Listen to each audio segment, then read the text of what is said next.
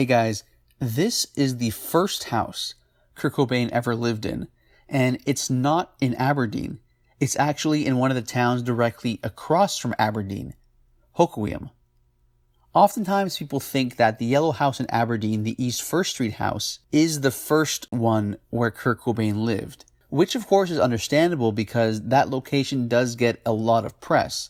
But truth be told, the East First Street house in Aberdeen is actually the third house Kurt Cobain lived in. This blue house in Hoquiam, this is the first house. I spoke with the next door neighbor of this house. His name is Bruce, and he mentioned that the landlord of the blue house is a very good friend of his, and that she wouldn't mind me taking a few video clips of the property. So a big thank you to both of them. It should be noted that this small house is actually located directly behind another house. It's small enough essentially to fit in someone's backyard. Speaking with Bruce, he told me something about this house that I thought was particularly noteworthy. He said that this house, in his own words, is basically like a revolving door of different tenants because most people don't stay here longer than a few months. I thought that was noteworthy because the Cobains, when they lived here, they were also only there for a very short period of time. As a matter of fact, they were only there for a few weeks. A few weeks after Kurt Cobain was born, the Cobain family moved to the larger house at the front of the property, which is where they stayed until September of 1969, which is when they purchased the house on East First Street. So Kurt Cobain was 2.5 years old when he moved to East First Street. So the very early part of his life took place mostly at the big house at the front of the property, and then the first few weeks, the preliminary few weeks, at the back house. Now, granted, when I say the big house at the front of the property, the bigger house is still a relatively small house. It's just in comparison to how tiny the house in the back is, the one in the front is about twice as large, even though it's still small. So that really should show you how small that little house is in the back. The addresses for these houses are listed online, and they are in the official Nirvana biographies, so it is public domain information, but out of respect for the fact that there is a tenant currently living there, and I think maybe in the front too, and I didn't get to talk to them, I won't be listing it in this video. In May of 1968, during the period when the Cobains were living in the larger house at the front of the property, Kurt's Aunt Mary wrote the following about Kurt. Quote, "His mother, Wendy, takes care of him most of the time. She shows her affection by holding him, giving him praise when he deserves it, and by taking part in many of his activities. He responds to his father in that when he sees his father, he smiles and he likes his dad to hold him. He makes his wants known by yelling loudly at first, then crying if the first technique doesn't work. Kurt's first dozen words were Coco, Mama, Dada, Ball, Toast, Bye-bye, Hi, Baby, Me, Love, Hot Dog, and Kitty. His reaction to sleep is that he cries when he is laid down to do so. He is so interested in the family that he doesn't want to leave them. He is a happy, smiling baby, and his personality is developing as it is because of the attention and love he is receiving." End quote. Both of Kurt Cobain's parents were young at the time of his birth. His father Don was 21 and his mother Wendy was 19. One of the challenges facing the young couple was financing. Money was a bit tight for them, but regardless, a few weeks after Kurt Cobain's birth, they were able to scrap together enough money to move out of the tiny house in the back to the larger house at the front of the property in Hoquiam. According to Don, Kurt Cobain's father, quote, "The rent was only an extra $5 a month, but in those times, $5 was a lot of money." As mentioned, approximately 2.5 years later, in September of 1969, the young family was able to afford a larger house in Aberdeen, the famous house on East First Street. The Cobains purchased the East First Street house for $7,950. But it was during the previous period of time, when Kurt's family was still living in Hoquiam, that Kurt first showed his initial inclination towards music.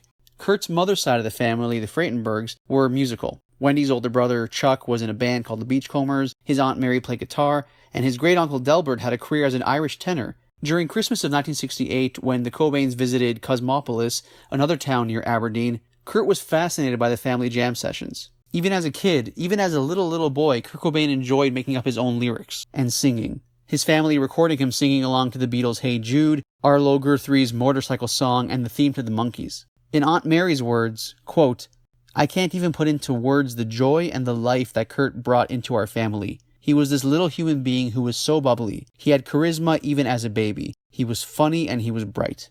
As a matter of fact, as a testament to how entertaining, bubbly, and funny little Kurt Cobain could be, his mother Wendy would often record him playing and goofing around with her Super 8mm camera.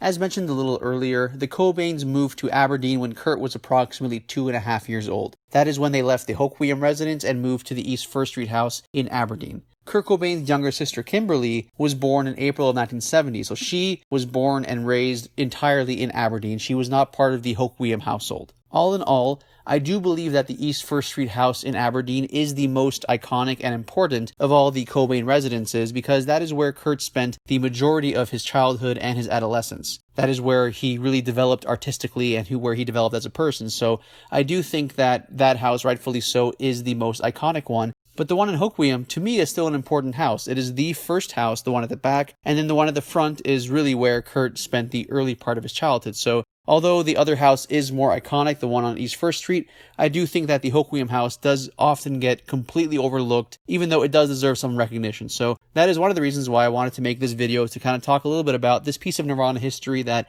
often does get looked over. Now, for those of you who are curious, let's take a look at exactly where Hoquiam is.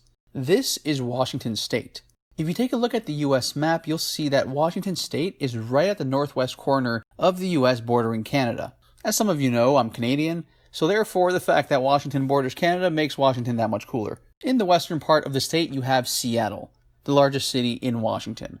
About an hour southwest of Seattle, you have the state capital, Olympia, and about 2 hours southwest of Seattle is Aberdeen, home of Nirvana and a really cool Star Wars store. Yes, you heard that correctly. There is literally a store in Aberdeen dedicated to everything Star Wars. I'm going to be doing a separate video about that. Now, directly to the west of Aberdeen, you have Hoquiam.